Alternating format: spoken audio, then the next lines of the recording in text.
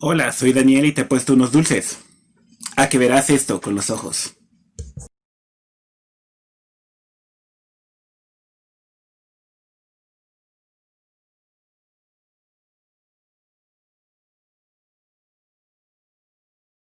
Continuando, hablemos de la definición de la TREC.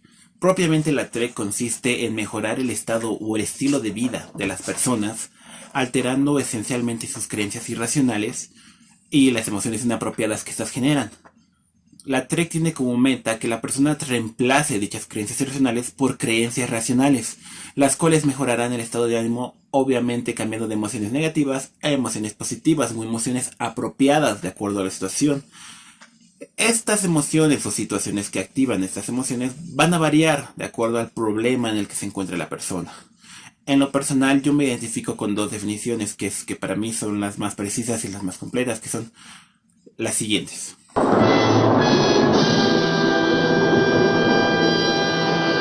En lo personal, la primera definición con la que yo me quedo es la siguiente. La TREC está diseñada para ayudar a las personas a vivir más, minimizando los trastornos emocionales y conductas autoderrotistas que esta persona puede presentar, fomentando la realización de sí mismos para que puedan vivir una vida más feliz y gratificante, de tal modo que nos menciona directamente que la TREC esencialmente siempre va a buscar que la persona viva una vida satisfactoria y que logre alcanzar sus metas, evitando así que ésta se centre en sus pensamientos negativos u creencias irracionales que generan emociones negativas, así afectando la conducta de la persona y esta se ve afectada por la misma. Esa es la primera definición con la que yo me quedo.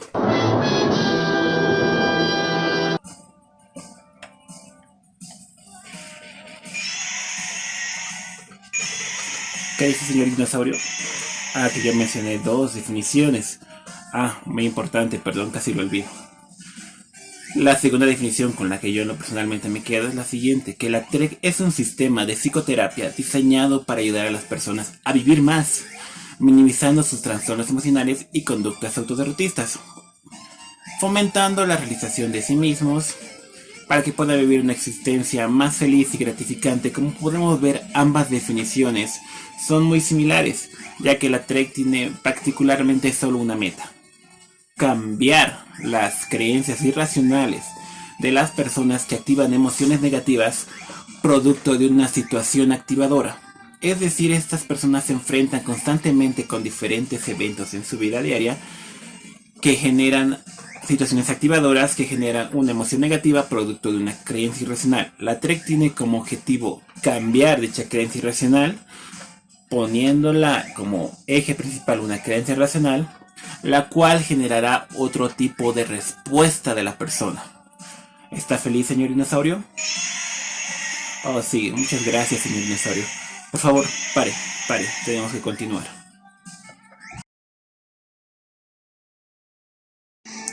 Los antecedentes históricos. Tú no, dinosaurio, no historia. Sácate. Bueno, ¿en qué estábamos? Muy bien. Para antes de mencionar los antecedentes históricos de la TREC, es muy importante mencionar cómo surge la terapia de la conducta, mejor conocida por sus siglas TC. Esta hace su aparición en el escenario de los tratamientos de la psicología a mediados de los años 50 del siglo pasado, sí, como una alternativa radical a las psicoterapias imperantes de la época, pues no sé, especialmente en contra del modelo psicoanalítico. La TC parte generalmente de la idea de que toda la conducta adaptada o desadaptada, la aprendida, y puede modificarse mediante los principios del aprendizaje. De esta forma, en lugar de indagar acerca de posibles conflictos y estructuras subyacentes, las terapias de conducta empezaron a centrarse en la conducta observable y el ambiente en el que éste se produce. Desarrollaron para este análisis el proceso de evaluación conductual, alternativa también radical de los temas diagnósticos tradicionales, y consideraron la terapia como una empresa empírica y fundamentada en la metodología experimental propia de la investigación científica.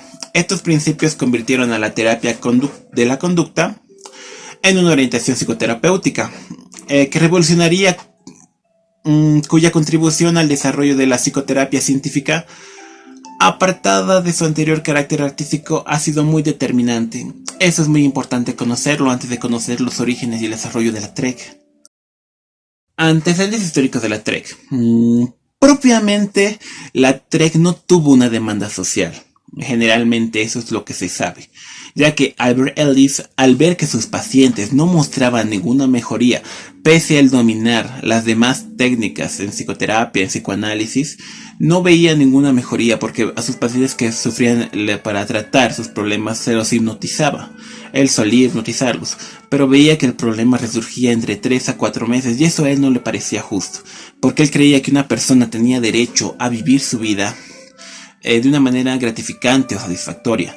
Si analizamos los antecedentes de la TREC, vemos que Albert Ellis desarrolló técnicamente esta teoría desde su adolescencia e incluso en su niñez, ya que él presentó distintos problemas a lo largo de su desarrollo, pero aún así él luchó contra ellos, tratando de ver siempre el lado positivo, incluso cambiando de pensamiento. Él siempre demostró que el método psicoanalista se entrenó en el método psicoanalítico ortodoxo, llevó a cabo su propio análisis supervisado, obviamente, pero muy pronto se dio cuenta que los resultados no eran buenos, a pesar de que aplicaba las técnicas psicoanalíticas bastante bien y empezó a experimentar con otros enfoques. La mayoría de los pacientes seguían las terapias durante un largo tiempo, muchos de ellos nunca mostraban mejoría. Sin embargo, Ellis percibió que algo no acababa de funcionar, es decir, algo no encajaba, y que a menudo se encontraba con una fuerte resistencia a causa de las demás técnicas dentro de sus pacientes, es decir, ellos se resistían a las terapias. Por ejemplo, la asociación libre no es fácil para todos, había quien no se acordaba de sus sueños. Se producían muchos momentos de silencio sin sentido a lo largo de las sesiones. El análisis de transferencia no era de gran ayuda. Los insights, o el cambio que debería producir la triangulación edípica, no conducían a cambios reales o no duraban, simplemente se desvanecían. Él llegó a la conclusión de que las terapias en las que había trabajado habían sido una pérdida de tiempo prácticamente inútil. Esto fue la base fundamental que le ayudó a crear la terapia racional emotiva conductual. Para continuar, hablaremos de las bases o las fases de este proceso terapéutico que tiene la TREC. Propiamente la TREC posee 5 fases. Cada fase sigue un orden secuencial, es decir, no se puede pasar de una a otra sin haber cumplido con todos los requisitos de la anterior. Estas 5 fases son las siguientes. La evaluación psicopatológica, que generalmente se repite en todas las terapias cognitivo-conductuales actuales. La segunda parte, que es la evaluación racional emotiva. La tercera fase, que es el insight racional emotivo.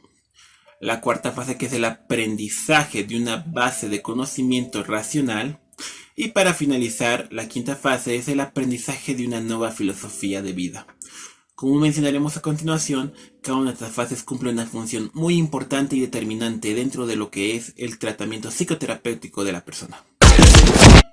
Bueno, para empezar a hablar de las fases o procesos de intervención dentro de lo que se conoce como la TREC, la terapia racional emotiva conductual, empecemos con la primera fase dentro de lo que es esta aventura, mejor conocida como TREC. La evaluación psicopatológica en la TREC siempre se va a trabajar con clientes o pacientes que puedan tener un trastorno emocional clínicamente relevante. Es muy importante aclarar eso. Y el primer paso, como en el reto de las psicoterapias cognitivas conductuales, lo mencionamos anteriormente, es realizar una exploración psicopatológica completa de la persona, es decir, recaudar toda la información que podamos de la persona que va a ser tratada. Para ello se utilizan múltiples estrategias para diagnosticar. En primer lugar, suele aplicarse a los criterios de diagnósticos del DSM, del 1 al 5 volumen, actualmente. El 5 volumen es el que más predomina actualmente, me refiero. En segundo lugar, se analizan los factores psicológicos o biológicos que puedan estar participando dentro de este problema o problemas, utilizando como instrumentos básicos la evaluación, la entrevista clínica, los cuestionarios, los test psicológicos, las medidas de autoinforme, entre otras técnicas conocidas. Una vez llevado este diagnóstico de manera adecuada, en el caso de que fueran un grupo de personas que padezcan de una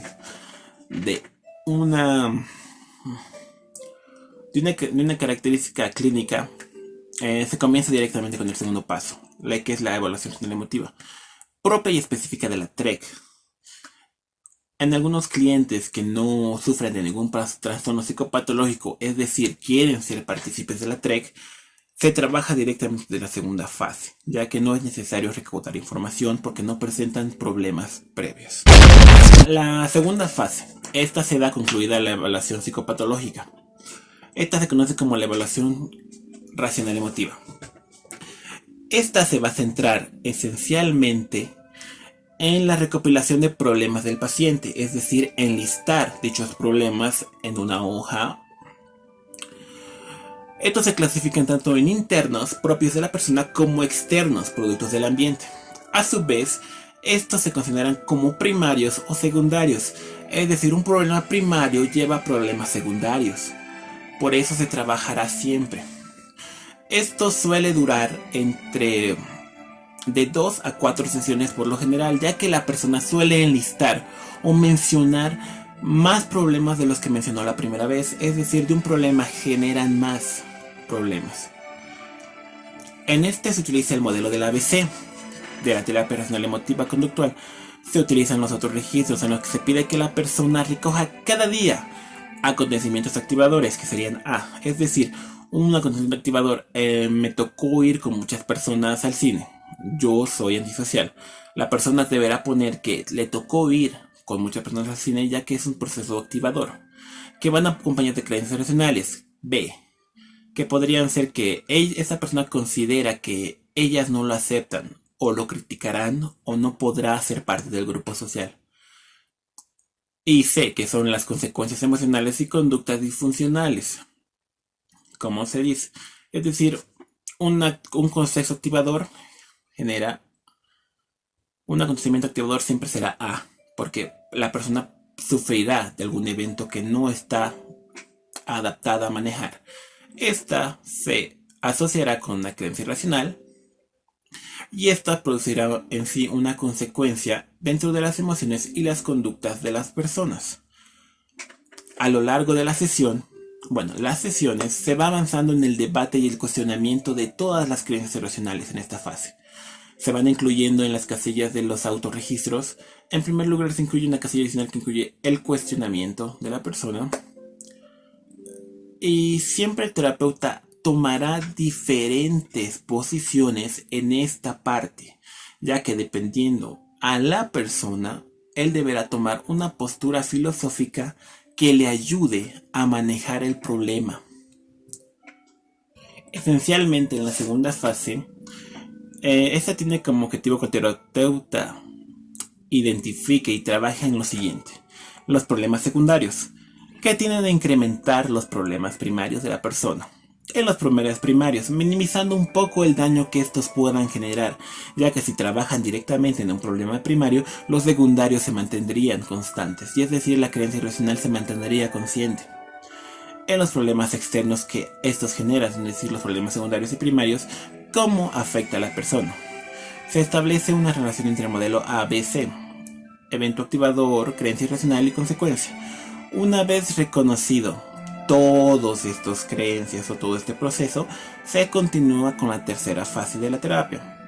Es importante aclarar que esta segunda fase tiende a variar el tiempo, ya que la persona no suele identificar rápidamente sus problemas. Incluso algunas veces suele mencionar otros que no tiene, pero que van en relación con el problema principal o un problema secundario. Y esta suele generalizar dicho problema, creyendo que es el único causante de su afección. Continuemos con la tercera fase, que es la fase del insight racional emotivo. La tercera fase, el insight racional emotivo o proceso de cambio. Como lo vimos en la película de Toy Story, Buzz Lightyear creía que podía volar, pero realmente no podía volar ya que era un juguete. Este proceso de cambio se efectuó gracias a la creencia racional de que él demostró que esta creencia lograba afectarlo, pero era parte de su mentalidad. Cambiar, pese a ser una película animada, nos demuestra que una persona puede llegar a cambiar su hecho de pensar de un evento traumático. Eso es lo que ocurre con la mayoría de las creencias racionales. Son productos de un proceso traumático o de algún evento negativo que afectó a la persona. En esta parte, conocida como insight racional emotivo, se produce el cambio. Esta puede variar el transcurso de sesiones que lleva, dependiendo de los problemas que la persona presente o incluso a su número, que se lograron identificar completamente en la fase anterior. Es importante que la persona logre reflexionar cada una de las situaciones activadoras que ha vivido o siempre le producen malestar. También debe reflexionar sobre las creencias racionales que le producen estas situaciones activadoras, cómo estas creencias logran generar un cambio negativo dentro de la misma, ya que la persona, cada vez que experimente una situación similar o igual, siempre se verá afectada por estas creencias racionales. Puesto que el origen del malestar no son propiamente las experiencias actuales que presenta la persona, ni las de la infancia, sino las creencias irracionales que ésta fue adquiriendo a lo largo de su desarrollo, siempre se generan ante ellas. Si se cambia el contenido de las creencias, también cambiará el problema emocional. Es decir, si un problema es derivado de una creencia irracional, a mí nadie me acepta.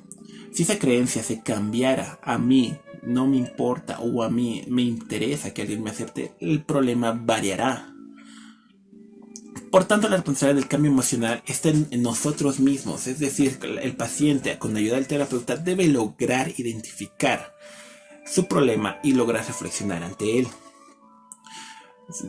Tampoco es necesario de que relacione, por decirte, existe el error constante en las terapias de que el paciente suele creer que el proceso actual, es decir, el proceso activador que generó en ese momento, es el culpable de su problemática, cuando en realidad no lo es su propia creencia, ya que mientras él viva con esa creencia siempre lo relacionará con lo más actual que le haya pasado. Para esto se aplican las diferentes técnicas que tiene la TREC, de acuerdo y acorde a la necesidad o el problema que la persona presente, para que de este modo ella logre reflexionar su manera de sobrellevar dichos problemas que presenta en la actualidad. Para eso la persona debe estar decidida a lograr un cambio, ya que al ser parte de su personalidad, estas creencias racionales que está adquirido, puede ser capaz de cambiar o modificar las mismas, para que de este modo logre su bienestar, pese que en algunos casos se ve que las personas se resisten a cambiar dichas creencias porque creen que su punto de vista es mucho más importante. Se debe dejar en claro cada uno de los problemas, interno o externo, primario y secundario, desde donde se trabajará a lo que la persona quiera cambiar, ya que en las sesiones del terapeuta estará siempre con la actitud de mejorar su estado de ánimo o su estilo de vida que se ve afectada por las mismas. Pero el terapeuta no puede trabajar directamente por su parecer en un problema secundario o primario, ya que la persona tiene que estar dispuesta a analizar dicho problema o tiene que estar no capacitada. Tendría que estar, como se dice, en la voluntad de trabajar dicho problema. Esto es lo que se trata la tercera fase, mejor conocida como Insight Racional Emotivo. Continuemos con la explicación de las fases. La cuarta fase, que consiste en aprender una base de conocimiento racional. ¿En qué consiste? Esta fase se centra en el objetivo de qué es la TREC, que es el cambio de las creencias irracionales que dañan a la persona. Este cambio suele durar tanto como la tercera fase, ya que se trabaja de manera mutua. Puede variar el transcurso de la sesión, no por la magnitud del problema, sino propiamente por la persona, ya que este cambio se logra con la aplicación de las técnicas que se plantearon en la tercera fase. Este cambio que logró que la persona reflexione en sus problemas o conflictos que se producen por sus creencias irracionales. La persona, es decir, debe lograr entender que las creencias irracionales son las que generan su problema y no propiamente lo que las activa.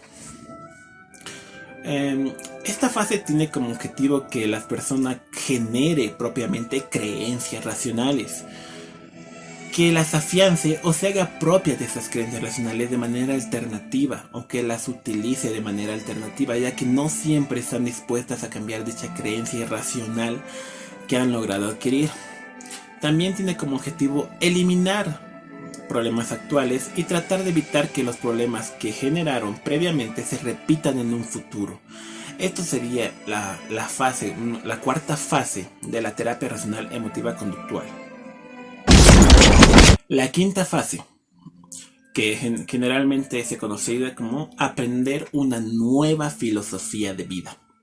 En esta última fase se tienen dos objetivos principales.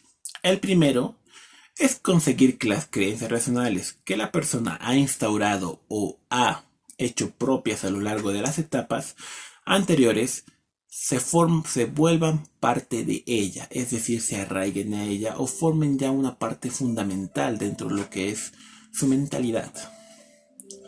El segundo objetivo es fortalecer el hábito de detectar y debatir e incluso refutar creencias racionales, es decir, negarlas o incluso lograr entender que dicha creencia afecta a nuestro estilo de vida.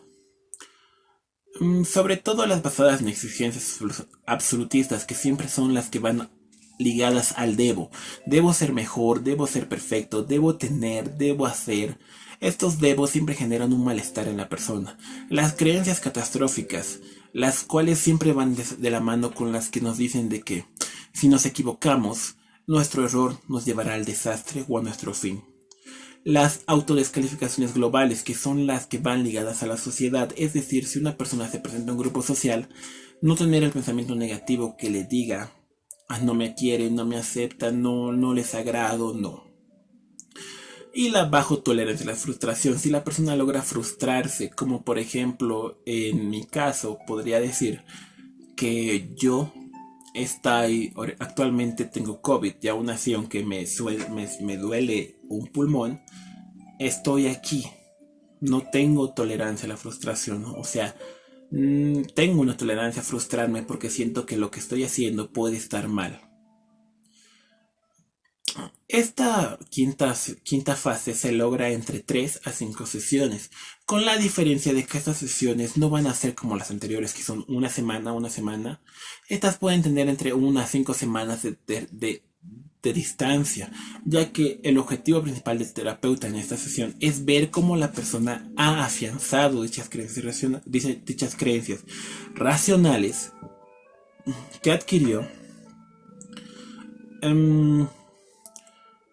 adquirió a lo largo de todo el tratamiento. Es ver cómo la persona ha hecho propia todo este largo transcurso, ha logrado minimizar o eliminar dichas creencias racionales que afectaban su estilo de vida, logrando así que la persona logre aprender y logre cumplir sus metas gratificantemente de acuerdo a la situación en la que él se encuentra. Y con esto sería el fin de nuestro viaje juntos en la TREC. Para continuar hablaremos de las técnicas de intervención que posee la TREC. Como hemos señalado anteriormente, la TREC utiliza muchas técnicas de intervención que derivan de diferentes orientaciones teóricas, como son las técnicas de intervención cognitivas, las técnicas de intervención conductuales y las técnicas de intervención emotivas. Las técnicas cognitivas. Las técnicas cognitivas son por excelencia en la TREC, o sea, son las principales dentro de la terapia racional emotiva conductual. Dentro de ellas, las más utilizadas son las técnicas de discusión y debate de creencias, el entrenamiento en autoinstrucciones y las técnicas de distracción cognitiva e imaginación. Continuamos con las técnicas de intervención. Como segunda parte de la TREC que tenemos son las técnicas conductuales. Entre las técnicas más utilizadas dentro de la TREC se encuentra el ensayo de conducta mediante el role-playing y la inversión del rol racional. Cuando el proceso de identificación y debate de creencias se encuentra muy avanzado, si se considera conveniente, se puede llevar a cabo el entrenamiento en habilidades sociales y en las estrategias de resolución de problemas en el cliente o en la persona. Continuando con los que son las técnicas parte de la TREC, tenemos a las técnicas emotivas. En la TREC se utilizan múltiples técnicas emotivas, entre las que se destacan la imaginación racional emotiva y los procedimientos humorísticos, las cuales hacen que las sesiones estén frecuentemente cargadas de emociones. Una de las tendencias de Ellis es que el debate de creencias racionales sea muy enérgico y con vigor. Es porque facilita no solo la convicción de las personas y la persuasión de la importancia de la racionalidad, sino que también de la emocionalidad. Es decir, si una persona está de buen ánimo, estará dispuesta a o tendrá la voluntad de cambiar dichas creencias racionales que se le presenten. Para continuar, la TREC también posee técnicas que se utilizan en la realización de un trabajo para la casa. Este elemento es fundamental en la TREC, ya que es el trabajo realizado fuera de las sesiones. Este se considera necesario trabajar diariamente para poder contrarrestar la fuerte tendencia hacia las creencias racionales que la persona tiene, así evitando los patrones de conducta y las emociones disfuncionales que están arraigados en la persona durante años.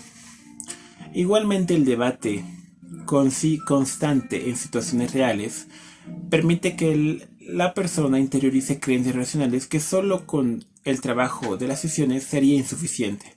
Es decir, que si la persona no trabaja con estas tareas hechas en casa, no logrará avanzar en la terapia racional emotiva conductual.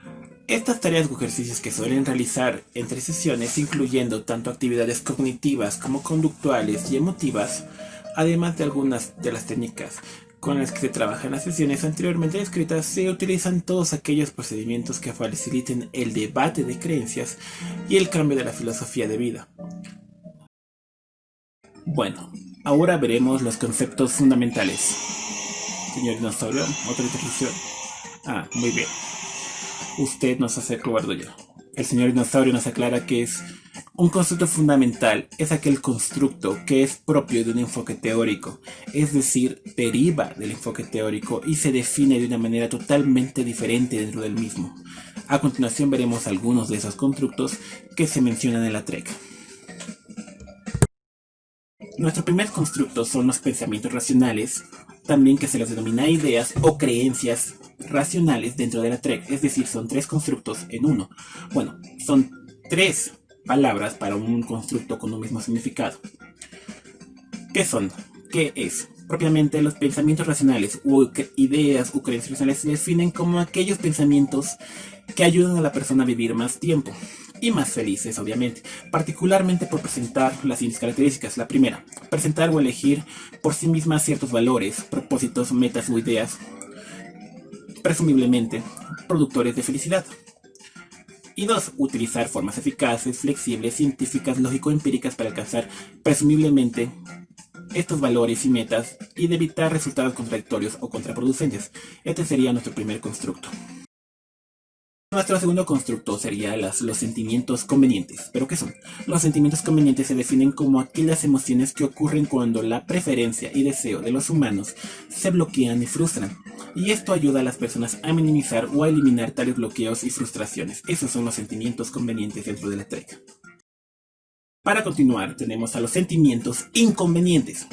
Los sentimientos inconvenientes son aquellas emociones tales los sentimientos de depresión, ansiedad, desesperación, insuficiencia e inutilidad, que tienden a hacer a las circunstancias y a las situaciones molestas o incluso peores, más de ayudar a vencerlas, es decir, nos retardan o incluso nos dificultan las mismas.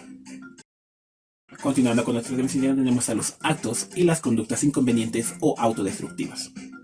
Se define a los actos y conductas inconvenientes o autodestructivas como aquellas acciones humanas que interfieren seria e inútilmente con la vida y con la felicidad. Esos serían los actos y conductas inconvenientes dentro de la TREC. Las conductas convenientes. Sin embargo, por otro punto, las conductas convenientes tienden a intensificar la supervivencia y la felicidad de la persona. Dentro de la TREC a esto se les considera conductas convenientes, que ayuden a lograr a que la persona logre con su felicidad. Esto sería todo mi trabajo de investigación. Propiamente he consultado múltiples fuentes de libros y espero que las bromas hayan sido de agrado y que también les haya gustado mis ayudantes, el señor Dinosaurio, los perritos y Thanos y Buzz Lightyear. Bueno, traté de ser lo más claro que pude, indagué información, reconocí y espero de que el video seriamente les guste. Muchas gracias y hasta luego. Eso fue todo. Pachi se despide.